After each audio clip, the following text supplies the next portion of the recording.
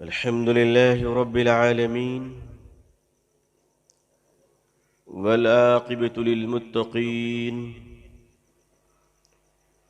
वस्सलातु अला रसूलिही मुहम्मदिन व अला आलिही व अस्हाबिही अजमईन। रब्बि इश्रह ली सदरी व यस्सिर ली अमरी वहलुल उक़दतम मिन लिसानी यफ़क़हू क़ौली। रब्बि यस्सिर व ला तुअस्सिर वतम्मिम बिल खैर। रब्बि ज़िदनी इल्मा रब्बि ज़िदनी इल्मा अल्लाहुम्मा रब्बि ज़िदनी इल्मन व अल्हिक़नी बिस्सालिहीन। फ़अऊज़ु बिल्लाहि मिनश शैतानिर रजीम। बिस्मिल्लाहिर रहमानिर रहीम। वमकरू वमकरल्लाह वल्लाहु खैरुल माकिरीन। सदक़ल्लाहुल अज़ीम व सदक़ रसूलुहुन नबियुल उम्मियुल करीम। अल्लाहुम्मा सल्लि अला सय्यिदिना मुहम्मदिन व इत्रतिही बिअददि कुल्लि मालूमिन लक। अल्लाहुम्मा सल्लि अला सय्यिदिना मुहम्मदिन अब्दिका व रसूलिका व अलल मुअमिनीन वल मुअमिनात वल मुस्लिमीन वल मुस्लिमात। हज़रात उलमाए किराम, बुजुर्गान मुहतरम, नौजवानान इस्लाम, अजीज़ान गिरामी, सामिईन इज़ाम, अमायदीन शहर, पर्दह नशी ख़वातीन उम्मत इस्लामिया। इंसान को अल्लाह ने मिट्टी से बनाया है और मिट्टी की सिफत यह है कि वो असर कबूल करती है। पानी पड़ जाए तो कीचड़ बन जाती है, तेज धूप पड़ जाए तो पत्थर की तरह सख्त हो जाती है। इंसान चूंकि मिट्टी से बना है, लिहाजा हालात से वो बेखबर भी नहीं हो सकता और हालात से वो बेअसर भी नहीं रह सकता। जिंदा इंसान की सबसे बड़ी पहचान यह है कि सर्दी का जमाना हो तो उसे ठंड का एहसास हो और गर्मी का दौर हो तो उसे गर्मी का भी एहसास हो। कम और ज्यादा तो हो सकता है। कमजोर लोगों को सर्दी ज्यादा लगती है, मजबूत लोगों को उनके मद्दे मुकाबिल एहसास कम होता है। लेकिन बहरहाल महसूस सबको होता है। सर्दी लगती सबको है, कम लगे या ज्यादा। हालात जो भी रुख चलेंगे, उस हालात से मुतासिर हुए बगैर ईमान वाले रह नहीं सकते, ईमान वाले जी नहीं सकते। अब आप कहेंगे कि मैं तो सारी इंसानियत की बात कर रहा हूं, मखसूस मैंने ईमान वाला क्यों कहा?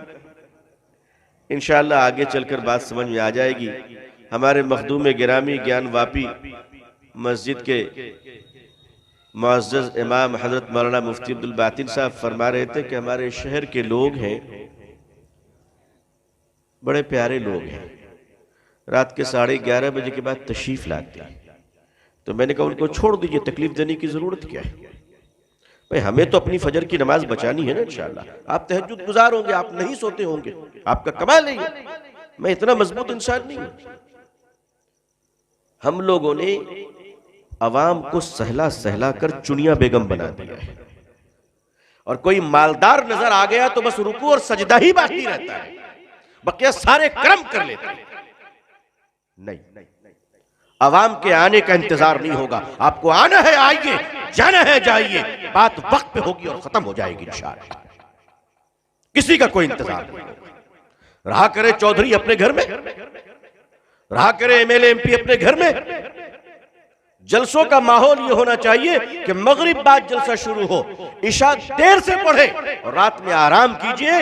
ये रातों का जश्न बंद करो मुसलमानों। तुमने मस्जिदों को वीरान कर कर चाय की दुकानों को आबाद किया है, बनारस की सड़कों को आबाद किया है। लच्छेदार बाल, कानों में बालियां, जबान में गालियां, हाथों में चाय के जाम, यही तुम्हारी शनाख्त हो चुकी है। कबाब पराठे तुम्हारी जिंदगियां बन चुकी है। तुम्हारे पास इमारत नहीं है, इदारे नहीं है, मरकज नहीं है, कॉलेज नहीं है, स्कूल नहीं है, अपने बच्चियों को पढ़ाने के लिए शानदार इदारे नहीं है तो कबाब की दुकानें हैं, पराठे की दुकानें हैं, बिरयानी के होटल है। अब तो तुम्हारे दिलों में कुरान के सूरा नहीं है, तुमने खाने की चीजों का भी नाम रखा है, मक्का बिरयानी, मदीना होटल, यासीन कबाब और जमजम पराठा। ये हमारी हैसियत बनकर रही है। और 70 सालों से हम अपनी कौम को सिर्फ मरने के बाद हूरों की जियारत करवा रहे हैं। यहां जो बेचारी बीवी है उसकी इज्जत करना नहीं सिखा रहे हैं, बस उसी इंतजार में जी रहा है बेचारा। माफ कीजिएगा मेरे बुजुर्गों, मेरे पास आपको खुश करने के लिए कोई जुमला नहीं है। मेरी बातें आपके दिल को चोट लगनी चाहिए और मैं चाह रहा हूं कि चोट लगे आपको। अब आप निकलिए, मखमली गुदगुदाहट से बाहर आइए। और अगर आप मिल्लत के ललकार पर अगर आप एक नहीं हुए तो अल्लाह ताला हजरत मोदी साहब दामत बरकातुहुम से ये काम लेंगे। और वो तो माशाअल्लाह आपके बनारस के लाल हैं, धरती के सपूत हैं, गंगा मैया के बुलावे पर आवाज तशरीफ लाए हैं। भाई हमारे मुल्क के वजीर आजम है, अल्लाह उनकी सेहत अच्छी रखे, वो अच्छे रहेंगे तो बहुत कुछ अच्छा रहेगा इंशाअल्लाह। अजीजान मिल्लत, आपको जहनी गुदगुदाहट और नाजुक मिजाजी से बाहर आना होगा। महलों की शान दिमाग से निकालने होंगे और मिल्लत के दर्द का एहसास करना होगा। अगर आप और हम मिलकर इस वक्त मिल्लत के दर्द का एहसास नहीं किया, अगर मिल्लत के मुस्तकबिल का कोई खास प्लान नहीं बनाया, आप और हम से मुराद क्या है वो सुन लीजिए अच्छी तरह। मौलाना और मिस्टर और मौलाना, मुफ्ती साहब और डॉक्टर साहब, ये दोनों के दरमियान जो तफरीक आ रही ना बर्लिन की दीवार की तरह, ये शैतान की बड़ी चालों में एक चाल है कि साहब ये डॉक्टर साहब है, ये मौलाना को आदमी ही नहीं समझते। कहते साहब इनको मैथ नहीं आती, ज्योग्राफी नहीं आती, साइंस नहीं आती, it doesn't know anything about, इनको कुछ पता ही नहीं है कैसा इंसान है।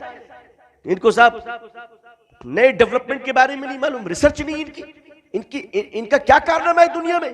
न ये चांद पे गए, न सितारों पे गए, न इधर गए न उधर गए, कुछ नहीं किया उन्होंने। तो वो डॉक्टर साहब, वकील साहब, प्रोफेसर साहब मौलवियों को इंसान नहीं समझते। मौलवी बेचारा है, कहता है देखो भटियारे को चेहरे पे दाढ़ी नहीं, कुरान पढ़ना नहीं जानता, नमाज नहीं जानती, वो आपको मुसलमान ही नहीं समझता। भाई ये झगड़ा कब तक करोगे? वो आपको इंसान नहीं समझता, ये उनको मुसलमान नहीं समझता। हम कहते भाई इंसान बनने की सर्टिफिकेट आप भी नहीं दे सकते और मुसलमान बनने का कॉन्ट्रैक्टर आप भी नहीं है। हम दोनों हुजूर सल्लल्लाहु अलैहि वसल्लम की उम्मत है, अल्लाह के बंदे हैं। ये जो दोनों एनर्जी टॉप क्लास, एक आलिम की हैसियत बहुत बड़ी होती है क्योंकि वो अंबिया का वारिस होता है। एक डॉक्टर की भी हैसियत बहुत बड़ी है कि अगर वो इखलास और लिल्लाहियत के साथ मुनासिब फीस लेता हुआ इंसानियत की खिदमत कर रहा है तो वो अल्लाह का महबूब वली है, अल्लाह का बंदा है। आप उससे इनकार नहीं कर सकते। मैं उन डॉक्टरों की बात नहीं कर रहा हूं जो डिलीवरी के चक्कर में पेट चीर दिया करते हैं, खैर आप लोग तो शरीफ लोग हैं, वो कोई और हो। मैं उनकी बातें नहीं कर रहा हूं जो घुटने के दर्द का एक्सरा हो तो दिमाग का भी ऑपरेशन करवा दे। ऐसे लोग खैर बनारस में नहीं है, दूसरे इलाकों में रहते हैं। यहाँ तो सब माशाअल्लाह गुलाब के फूल रहते बिना कांटों वाले। इस तरफ अगर कोई वकील इंसाफ की अदालत में किसी मजलूम की आवाज बनकर बोलता है तो वह अल्लाह के अर्श के साये में रहेगा। उलमा अपनी जगह पर बहुत कीमती चीज है। दानिश्वर जिनको हम इंटेलेक्चुअल्स कहते हैं, वो भी हमारी कौम का बहुत कीमती सरमाया है। मैं देख रहा हूं पिछले कुछ सालों से कि दोनों के दरमियान कोल्ड वॉर, सर्द जंग और नफरत की तूफान चल रही है, नफरत का तूफान बरपा है। इस दूरी को पाटना पड़ेगा, चाहे मौलाना साहब को डॉक्टर साहब के मतब में जाकर बैठना पड़े या फिर बेगम के ख्वाब की ताबीर जानने के लिए हजरत को मौलवी साहब के पास जाना पड़े। अपने काम के लिए तो नहीं जाएंगे, लेकिन बेगम ख्वाब देखेगी खतरनाक कि रात में ख्वाब देखी तुम मर गए हो, कफन आ चुका है, जल्दी से ताबीर पूछो, क्योंकि मुझे भी बेवा बनने का शौक नहीं है। तो वकील साहब भी मौलवी के दरवाजे पर बैठे रहते हैं, क्योंकि सवाल बेगम का है। अजीजान मिल्लत, ये जो तफरका आ रहा है मिल्लत के अंदर, उलमा और दानिश्वरों के दरमियान खतरनाक तफरका आ चुका है इस वक्त, मामूली नहीं। मुझे इसका तजुर्बा होता है। मैं जब सेमिनार में बैठता हूं, मैं जब इंडोर मीटिंगों में बैठता हूं, और जब मेरे कान वो अल्फाज सुनते हैं, तो मैं समझ जाता हूं कि ये अल्फाज इस कदर नफरत से निचोड़ कर कतरा बनकर क्यों आ रहा है। उसकी वजह दूरियां हैं, दूरियां हैं। तो सबसे पहला उम्मत के दरमियान कुर्बत व मुफाहमत का सिलसिला शुरू किया जाए इंशाअल्लाह। क्या आलिम, क्या गैर आलिम, क्या झोपड़ी वाला, क्या महल वाला। नंबर 1, हमारे दरमियान दूसरी एक बहुत बड़ी खाई है, और वो खाई है माशाअल्लाह मसलक अलैहिस्सलाम का। जी, ये रहमतुल्लाह अलैह कब बनेंगे मुझे पता नहीं है। ये मसलक फी नफ्से ही बुरी चीज नहीं है। जो लोग कहते हैं मसलक बिल्कुल बेकार चीज है, नहीं, मसलक बेकार चीज नहीं है। जो बरेलवी है वो बरेलवी रहे, अपने मसलक पे रहे। जो देवबंदी है वो देवबंदी रहे, जो अहले हदीस है वो अहले हदीस रहे। अपने मसलक पे कायम रहते हुए दूसरों के मसलक का एहतराम सीख लीजिए। आज वक्त क्या नहीं करवाता है। वक्त शिवसेना को कांग्रेस से बात करवाता है। बोलो, बात करवा रहे कि नहीं करवाते? वक्त ना क्या ना करवाते। अरे वक्त से बड़ा कोई उस्ताद नहीं। यानी हम मानते हैं कि जरूरत पड़ी तो शिवसेना सोनिया के दरबार में बैठ सकता है, मगर बरेलवी देवबंदी आपस में मुसाफा नहीं कर सकता है। हर धर्मी की इंतहा है, हर धर्मी की इंतहा है। मैं भी आ रहा था आपके यहां, रास्ते में 3 कब्रिस्तान पड़े। मुझे दोस्तों ने बताया कब्रिस्तान है, मैंने फौरन सलाम किया, अस्सलामु अलैकुम या अहलल क़ुबूर व रहमतुल्लाहि व बरकातुहू, यग़फ़िरुल्लाहु लना व लकुम व अंतुम सलफ़ुना व नहनु बिल अथर। तुम चले गए, हम आने वाले। भाई यही सही है ना? अच्छा, इसमें जो नहीं जाने वाला है वो आराम से बैठे, हम लोग तो एक दिन जाने वाले हैं। आप यकीन मानिए, मुसलमानों के कब्रिस्तान से गुजरते हुए सलाम जिंदों को, मुर्दों को सलाम करने का हुक्म जिंदों को किसने दिया? मौलवियों ने दिया। रसूलुल्लाह कहिए सल्लल्लाहु अलैहि वसल्लम ने दिया। भाई सच है ना? किसने दिया? हुजूर सल्लल्लाहु अलैहि वसल्लम ने दिया। तो हुजूर सल्लल्लाहु अलैहि वसल्लम ने फरमाया, मुसलमान का कब्रिस्तान नजर आए सलाम करना। ये मत देखना मसलक कौन से मसलक का मुर्दा लेटा हुआ है। बोलो भाई है कि नहीं? हम सब सलाम करते हैं, कभी ये नहीं कहते हैं ऐ मेरे मसलक के मुर्दों तुम पर सलाम हो। अस्सलामु अलैकुम या अहलल क़ुबूर। तुमको पता है अहलल क़ुबूर में तुम्हारे अब्बा के साथ साथ तुम्हारे अब्बा का नौकर भी लेटा होगा, कार के मालिक के साथ उसका ड्राइवर भी लेटा होगा। भाई लोटा होगा कि नहीं? दारुल क़ज़ा के काजी साहब के बगल में हो सकता है मजार का मुजाविर भी लेटा हो। क्यों भाई, लेटा हो कि नहीं हो? मुफ्ती वक्त के साथ मालूम उस्ताद बिस्मिल्लाह खान भी लेटे हैं, अंदर शहनाई नहीं बज रही होगी, कंफर्म है, मगर लेटे होंगे। ये हो सकता है कि नहीं हो सकता? अब आप बताइए कि जिस नबी पाक सल्लल्लाहु अलैहि वसल्लम ने तमाम मुर्दों को सलाम करने का हुक्म दिया, और वो उस नबी की शरीयत क्या जिंदों को सलाम करने से रोक देगी? अब आप एक काम करें कि हर मसलक वाले को सलाम करें, चाहे टोपी की साइज कुछ भी हो, कुछ भी हो। भाई टोपी तो पहना है ना। अब 5 फीट का हो, 1.5 फीट का हो, सटी हुई हो, हटी हुई हो, खुली हो, लंबी हो, छोटी हो, कोई भी टोपी हो, मुसलमान नजर आए सलाम कीजिए, अस्सलाम वालेकुम। वो जवाब नहीं देंगे, कोई बात नहीं, कोई बात नहीं। आप अपने अच्छे काम को बंद मत करो, आपको तो करने का सवाब मिलेगा इंशाअल्लाह। अल्लाह ने उनके मुकद्दर में हिदायत रखी है तो जवाब देंगे, नहीं हिदायत रखी तो अपना समझेंगे, हिसाब किताब बराबर करेंगे। हैं? उनकी मदद के लिए फिर योगी साहब आएंगे वहां पे, क्यों नहीं किया था? इत्तेहाद, अपने आपस की कुर्बत को बढ़ाइए। और ये क्यों बढ़ानी है वो सुनिए, किसी से बदला लेने के लिए नहीं, अपनी ताकत की चौधराहट दिखाने के लिए नहीं। मुसलमानों में बड़ी खराबी यह है, हमारे हिंदू भाइयों में एक अच्छाई यह है कि जब उनके पास दौलत आती है, हमारे हिंदू भाइयों को अल्लाह ने बड़ी दौलत दी है, बड़ी दौलत दी है, और ये दौलत ऐसे नहीं आई, मेहनत किया उन्होंने, इसमें कोई दो राय नहीं, मेहनत की है उन्होंने। इसीलिए तो जो इंडस्ट्री आपके हाथ में थी, आज उस इंडस्ट्री के आप मजदूर हैं, मालिक नहीं है। आपके हाथों से इंडस्ट्री निकल गई। मैं जानता हूं कि आपके कनपट्टी पे रिवॉल्वर रखकर किसी ने नहीं लिया है, बहुत लिया होगा तो बनारसी पान खिला के ही लिया होगा। कहां चली गई आपकी इंडस्ट्री? किसने लिया आपकी इंडस्ट्री? आज होलसेल बिजनेस किनके हाथों में है? आपके हाथों में नहीं है। आप मजदूर हो, मजदूर हो, मजदूर हो। मुरादाबाद के बर्तनों के मालिक, आज तुम मजदूर बन गए हो। मऊ के कालीन के मालिक, आज तुम मजदूर बन गए हो। अलीगढ़ के तालों के मालिक, आज तुम मजदूर बन गए हो। बनारस के रेशमी साड़ियों के मालिक, आज तुम मजदूर बन गए हो। उसकी वजह यह है कि मजदूर बनने से पहले, माफ कीजिएगा मुझे, मैं आपका बहुत छोटा हूं, मुझे माफ कर दीजिएगा, मजदूर ऐसे नहीं बनता है कोई आदमी, पहले मगरूर बनता है फिर मजदूर बनता है। पहले मगरूर बनता है, मगरूर।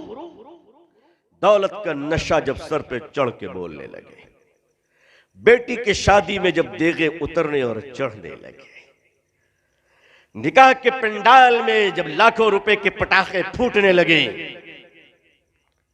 तो याद रखिएगा मेरी कौम के लोगों, मेरे बुजुर्गों, मैं दीवाना हूं जो इस तरह बोलकर जा रहा हूं। शायद इतने साफ जुमलों में मेरे बाद कोई बोल भी ना सके। वक्त आ रहा है और बहुत खतरनाक तरीके से वक्त आ रहा है। मैं आपको वाज़ेह तौर पर आगाह करना चाहता हूं, अज़ीज़ान मिल्लत, हम कहां पहुंच गए उसका एहसास तक नहीं है कि मगरूर कैसे बने। कलकत्ते के सिग्नल पे, बॉम्बे के सिग्नल पे, बनारस में भी होंगे, जब आप गाड़ी रोकते होंगे तो कुछ बच्चे भीख मांगते हुए नजर आते होंगे आपको, बच्चियां। आप कलकत्ते में चले जाए, मैं वहां शहर में रहता हूं, बॉम्बे में चले जाए आप, अच्छा, मुझे जब कोई बात मालूम होती है तो मैं उसकी बड़ी तहकीक करता हूं, अल्हम्दुलिल्लाह। ऐसे नहीं लकीर के फकीर उठ पटांग देखा और बोल दिया, तहकीक करता हूं। आप जैसे बुजुर्गों से मिलकर तहकीक करता हूं, आप जैसे तजर्बाकारों से पूछता हूं कि मुझे बताइए, मुझे मालूम नहीं है। जब इन सड़कों पे भीख मांगने वालों की तारीख मालूम की, पस मंजर मालूम किया, उनकी हकीकत मालूम की, तो 90% मुसलमान है, 90%। वजह कुछ भी रही हो, लेकिन एक वाक्य जो मैं आपको बताना चाहता हूं, एक जवान लड़की 18 साल की सड़क पे भीख मांग रही है, कपड़े फटे हुए, जवानी की दहलीज पे पहुंची है और कपड़े फटे हो, आप समझ सकते हैं कि देखने वालों की निगाहें कैसी होंगी, कैसी हो। अच्छा सुनिए, बेटी किसी की भी हो, मुसलमान का जरूरी नहीं, अगर बेटी किसी की भी हो, हिंदू भाई की बेटी भी हमारी अपनी बेटी की तरह है। मुसलमानों ये जज्बा पैदा करो ना। मेरे आका सल्लल्लाहु अलैहि वसल्लम, कहिए सल्लल्लाहु अलैहि वसल्लम, आप तशरीफ फरमाए, जंग के मैदान से कैदी पकड़ के लाए गए, उसमें एक जवान लड़की भी पकड़ के लाई गई, हजरत बिलाल रज़ी अल्लाह तआला अन्हु गिरफ्तार करके लाए हैं। तो जंग के मैदान में जो इस्लाम से लड़ रहा था या लड़ रही थी, वो मुसलमान तो नहीं होंगे, नॉन मुस्लिम होंगे, तो वो लड़की भी गैर मुस्लिम थी, पकड़ के लाए हजरत बिलाल। जंग के मैदान से आई थी, कपड़े फट गए थे, जाहिर सी बात है, कॉमन सेंस से, चादर नहीं थे सर पे। हजरत बिलाल ने फरमाया, या रसूल अल्लाह सल्लल्लाहु अलैहि वसल्लम, ये लड़की जंग के मैदान से गिरफ्तार होकर आई है, हमारे दुश्मन की बेटी है, आप बताएं इसे क्या सजा देनी है। सजा पूछा ना, हजरत बिलाल ने क्या पूछा, सजा क्या देनी है? आय हाय हाय, दरबारे रिसालत से सजा क्या मिल रही वो जरा देख लीजिए। मेरे आका सल्लल्लाहु अलैहि वसल्लम ने देखा, दुश्मन की बेटी है, जंग के मैदान से आई है, दुश्मन की तरह लड़ रही थी, गिरफ्तार होकर आई है, कपड़े फट गए हैं, सर पे आंचल नहीं, बिलाल सजा पूछ रहे हैं। मेरे प्यारे आका सल्लल्लाहु अलैहि वसल्लम ने अपनी चादर को उतारी और यूं दिया और फरमाया, बिलाल मेरी चादर इस बेटी को ओढ़ा दो। हजरत बिलाल रज़ी अल्लाह ताला अन्हु को जोश आ गया और फरमाने लगे, या रसूल अल्लाह सल्लल्लाहु अलैहि वसल्लम, आपकी चादर पाक है और ये नापाक है, लड़की मुसलमान नहीं है, आपकी चादर में इसको कैसे उड़ा दूं? आवाज आई मेरे आका की तरफ से, बिलाल बेटी बेटी होती है, चाहे किसी की भी हो, किसी की भी हो। मुसलमानों, आज तो कैरेक्टर ये हो गया है कि सड़क पे बैठने वाला एक बूढ़ा भी जाती हुई लड़की को चश्मा उठा उठा के देखता है, बूढ़ा भी। ये हमारी कौम का कैरेक्टर हो गया है। हालात ऐसे नहीं आए कि आपको क्या लगता है एक रात में हालात आ गए?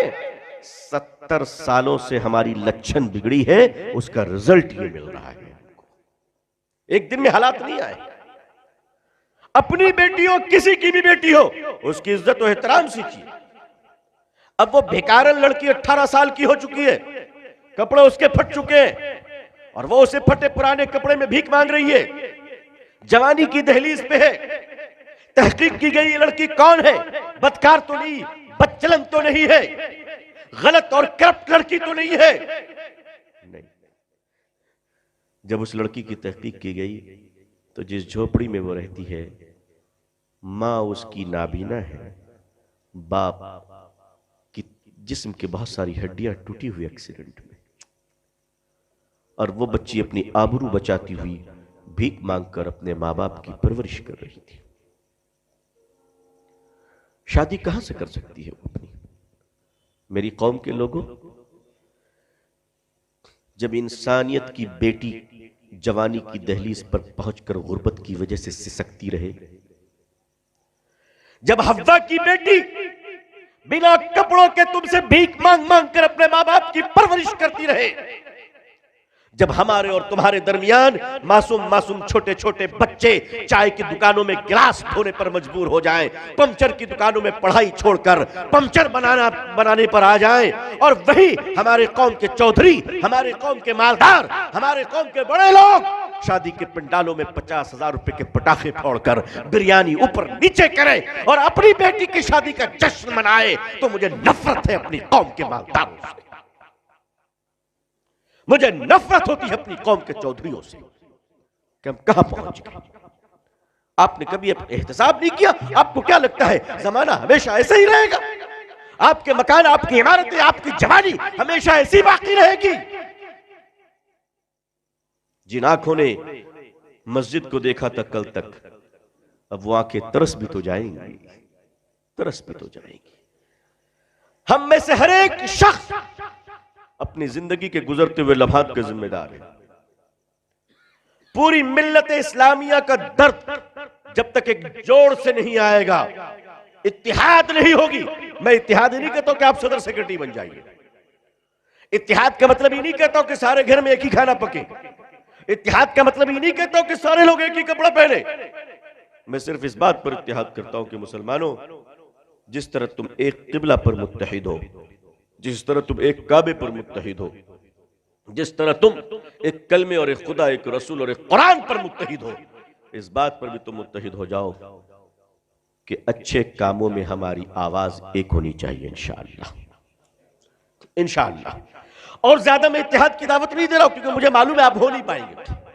हमारी कौम के अंदर जो कबाब की गर्मी है वो कभी मुत्तहिद होने नहीं देती, इसीलिए अब उसी पर पाबंदी लग रही है। देखिए, हाँ, अब तो गवर्नमेंट उसी पर हाथ डाल रही है कि अब तुम पनीर आलू कुछ दिनों तक खाओ ताकि थोड़ी सी गर्मी नीचे आए तुम्हारी। हमारे हिंदू भाइयों के पास जब दौलत आती है, जब पैसे आते हैं, तो वो कॉलेज खोलते हैं, इंस्टीट्यूशन खोलते हैं, इदारे खोलते हैं, लड़कियों के अलग, लड़कों के अलग, polytechnic, science college, medical college, law college, engineering college, हत्ता की बड़ी बड़ी यूनिवर्सिटियां खोलते हैं। हमारी कौम का आदमी जब कोई मालदार बनता है तो वो 2-3 काम करता है। पहले तो अपना मकान इतना ऊंचा बनाता है कि खिड़की से गरीबों के घर में झांक सके। सभी ऐसे नहीं है। दूसरा ये कि अपनी दौलत का रोब जमा सके और अपने रिश्तेदारों को तंग कर सके। और तीसरा ये, बहुत पैसा हो गया तो एक होटल खोल लेता है जहां अपने दोस्तों के साथ बैठेगा और बावर्ची ही का काम करेगा। तालीमी इदारे हमने नहीं खोले। यही तो मैं शाहजहां के बारे में भी कहा करता हूं। शाहजहां ने ताजमहल बनाए, अगर वो इदारे दिए होते तो आज उम्मत का यह हाल ना होता, या उम्मत का यह हाल होता या ना होता, मगर बेहतरी तो होती है अल्हम्दुलिल्लाह। इदारों से एक इनकलाब तो आता है। मैं ये नहीं कहता कि 100% ठीक हो जाएगा, लेकिन भाई इसका क्या मतलब है कि हम काम न करें, हम काम करना ही छोड़ दें। अब आइए 1500 साल की तारीख को छोड़िए, सिर्फ 70 साल का हिसाब कीजिए।